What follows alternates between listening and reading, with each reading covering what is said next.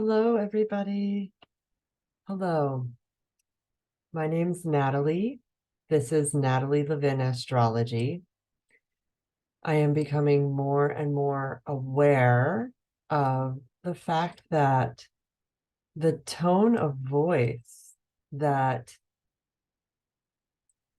I use, I'll speak for myself, keep the focus on myself, is really important. Um, one of the things with the sun having just moved into Virgo, and for me, excuse me, my Virgo house of my chart, communication. And Virgo is being of service. Virgo is the healer. Virgo is it's earth. It's it's settling into the corporal for me, as opposed to we're coming from Leo, which is fire. It's a little more out there. And now we land in Virgo today. And Mercury is stationed and we could say he's retrograde. I still have him as stationed in my astrology software. He's not officially retrograde yet. And other astrologers might say different things, but I'm going to say he's stationed. I know that when I just turned on my computer, it was frozen, so I had to restart it, and that is unsurprising with Mercury stationed. Mercury is related to communication, to electronics, technology. So I invite you to be expect there to be also, when you're traveling, to allow a lot of extra time for your commute, because I know I'm coming up to a lot of closed roads where I'm going. Can you, with Mercury retrograde, allow there to be some extra space and time as you begin your commutes, whatever they may be? It's August 23rd, 2023. It's Wednesday, and I'm hoping you can hear me well.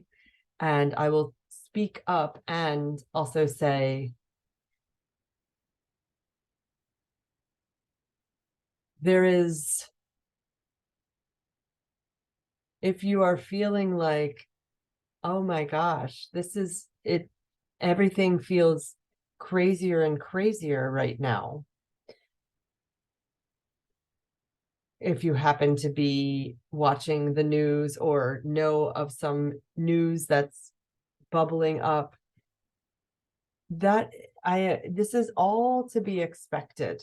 All of this strangeness and wackiness, and it does affect. Let me say it this way. I do feel affected by it, and there continues to be an invitation. Where can I find some support in this Uranus stationing, which is, it can feel like you're getting lightning bolted over and over and over, like electroshock therapy right now. It can feel like there's a lot of pressure on you and you can't figure out, what do I do? How do I bear this pressure? One of the examples of something that I did recently is I invited myself, with the support of Earth, with the support of Mother Gaia and her beautiful trees and plants. I invited myself to see what it would be like to let go of caffeine. I would not have done this on my own. I was invited to do it by nature, by the plants, by Mother Gaia. And I have to say, it's been about 6 weeks, probably more, maybe, since I've had caffeine. And it is definitely helping my nervous system to not be on quite as big an emotional roller coaster. So that's one example, a little example. I felt like I would never do that, but now I actually am off the caffeine. And when I play the tape the whole way through of what would it be like if I actually drank that sweet tea? What would it be like if I go have that giant caffeinated coffee? I'm not even really drinking decaf because it has 3% caffeine, and the withdrawal, the fact that I felt so much there are themes right now up collectively for to whom do I give my power? Do I want to be giving my power? And I don't actually want to be I don't want to give my power away to caffeine. That's where it comes up. When I play the whole tape the whole way through, if I'm like, oh, I really want that beverage, it's so delicious. I love the oomph it gives me. And then I see that I become enslaved to it, which is what happens to me. I don't want to go down that route just for today. It might change tomorrow. I'm not, I'm saying this story to not say, oh, you listener, everyone who is listening to this, it would be great for you to get off caffeine. That's not why I'm saying this. I'm saying it to illustrate the astrology. How can I source my own power and the power of not plastic, not computers, not some chemical that someone has manufactured?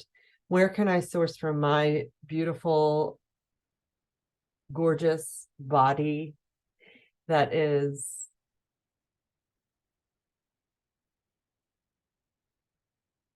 part of the earth? Where can I source from something a little more rooted?